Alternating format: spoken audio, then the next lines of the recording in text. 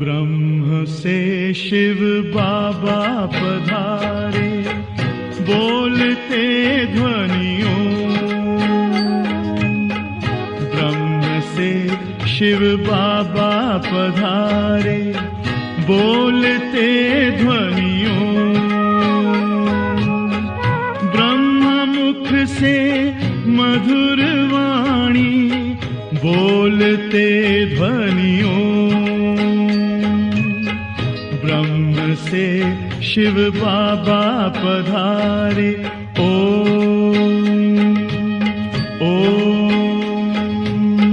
ओम शांति।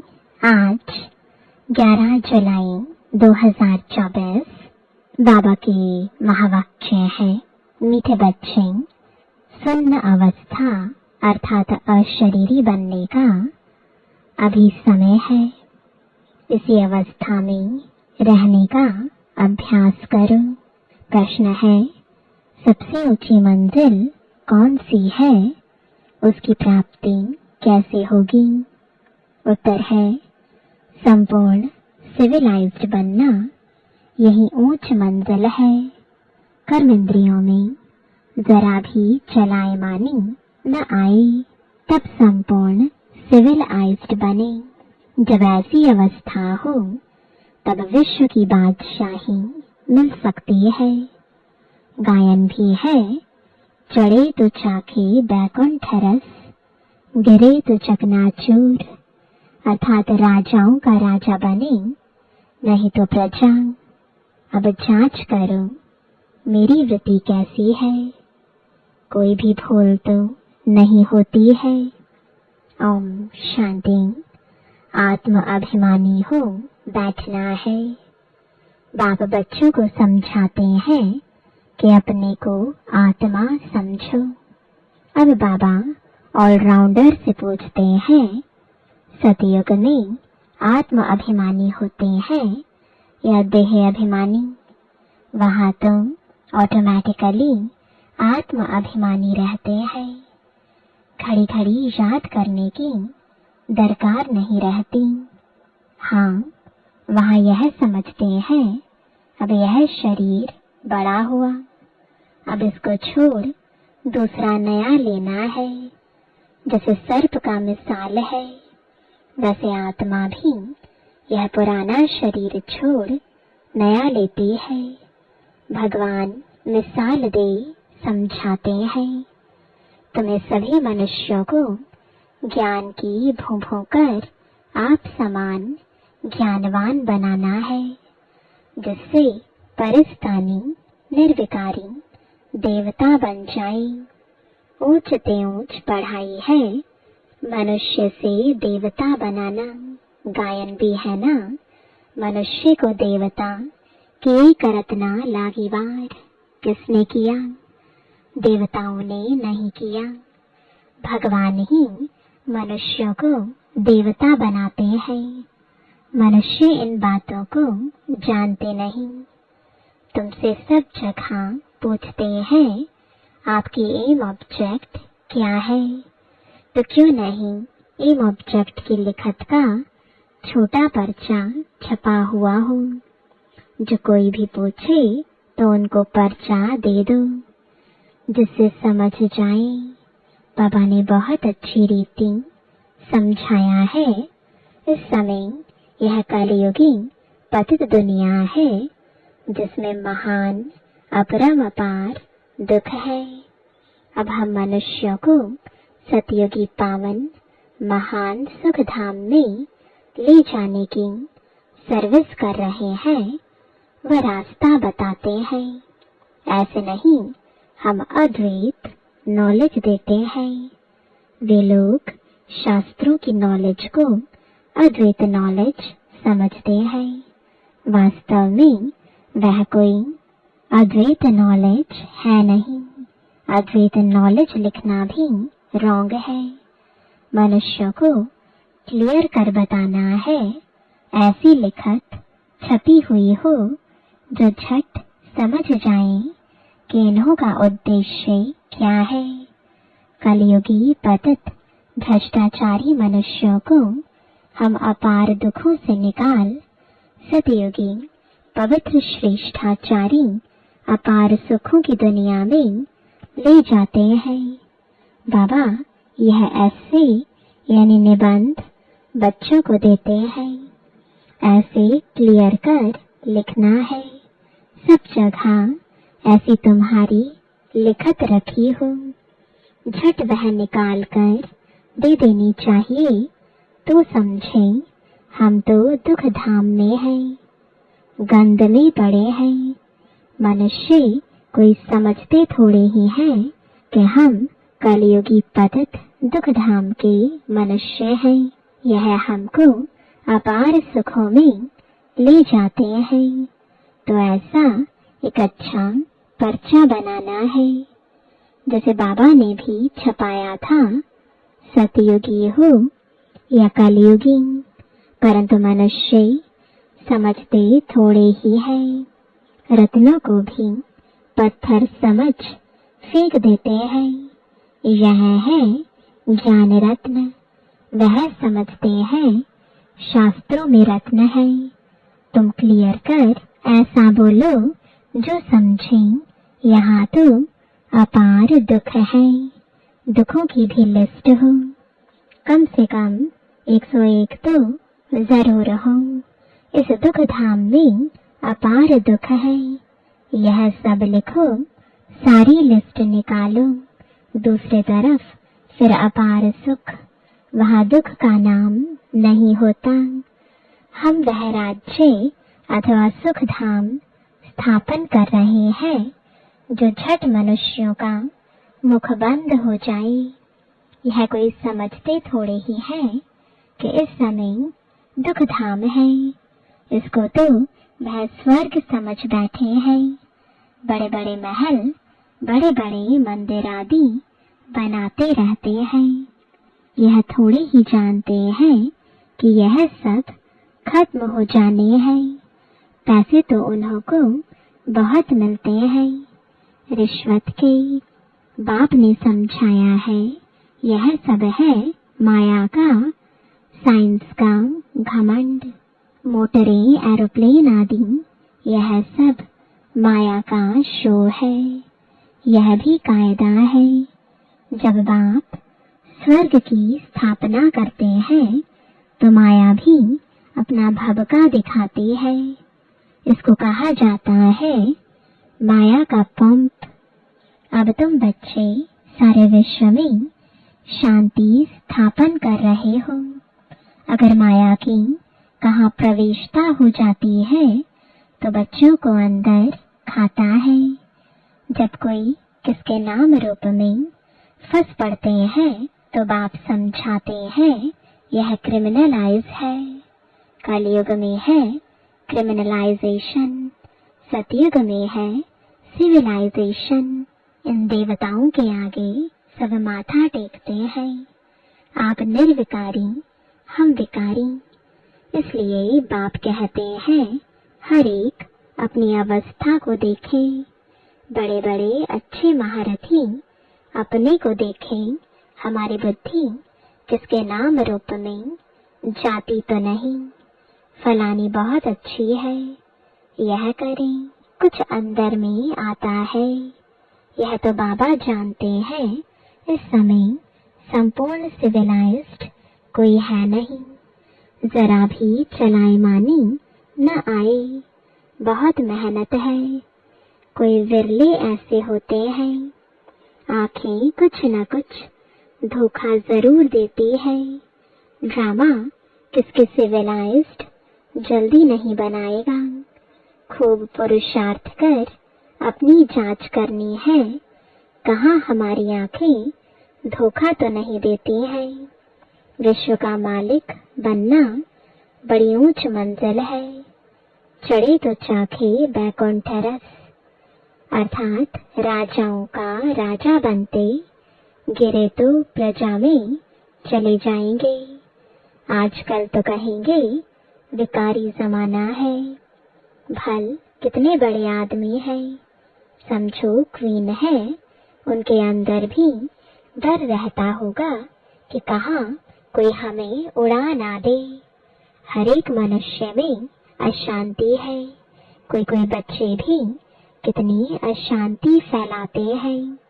तुम शांति स्थापन कर रहे हो तो पहले तो खुद शांति में रहो, तब दूसरे में भी वह बल भरे।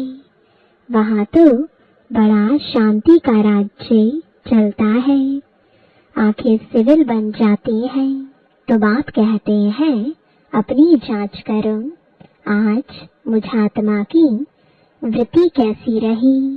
इसमें बहुत मेहनत है, अपनी संभाल रखनी है। बेहद के बाप को भी सच कभी नहीं बताते हैं। कदम कदम पर भूलें होती रहती हैं। थोड़ा भी उस क्रिमिनल दृष्टि से देखा, भूल हुई, फौरन नोट करो। 10-20 भूलें तो रोज करते ही होंगे जब तक अभूल बने, परंतु सच कोई बताते थोड़े ही है। देह अभिमानी से कुछ न कुछ पाप जरूर होगा, वह अंदर खाता रहेगा। कई तो समझते ही नहीं कि भूल किसको कहते हैं। जानवर समझते हैं क्या? तुम भी इस ज्ञान के पहले बंदर बुद्धि थे। अब कोई 50%, कोई 10%, कोई कितना चेंज होते जाते हैं। यह आंखें तो बहुत धोखा देने वाली हैं। सबसे तीखी हैं आंखें। बाप कहते हैं तुम आत्मा और शरीरी आई थी, शरीर नहीं था। क्या अभी तुमको पता है कि दूसरा कौन सा शरीर लेंगे, किस संबंध में जाएंगे? मालूम नहीं पड़ता। गर्भ में सुन्न ही सुन्न रहते हैं। आत्मा बिल्कुल ही सुन्न हो जाती। जब शरीर बड़ा हो तब पता पड़े तो तुमको ऐसा बनकर जाना है। बस यह पुराना शरीर छोड़कर हमको जाना है। फिर जब शरीर लेंगे तो स्वर्ग में अपना पाठ बजाएंगे। सुन्न होने का अभी समय है। भल आत्मा संस्कार ले जाती है। जब शरीर बड़ा होता है तब संस्कार इमर्ज होते हैं। अभी तुमको घर जाना है, इसलिए पुरानी दुनिया का इस शरीर का भान उड़ा देना है। कुछ भी याद न रहे। परहेज बहुत रखना है। जो अंदर में होगा वही बाहर निकलेगा। शिव बाबा के अंदर में भी ज्ञान है, मेरा भी पाठ है। मेरे लिए ही कहते हैं ज्ञान का सागर। महिमा गाते हैं, अर्थ कुछ नहीं जानते। अभी तुम अर्थ सहित जानते हो। बाकी आत्मा की बुद्धि ऐसी वर्थ नॉट अ पैनी हो जाती है।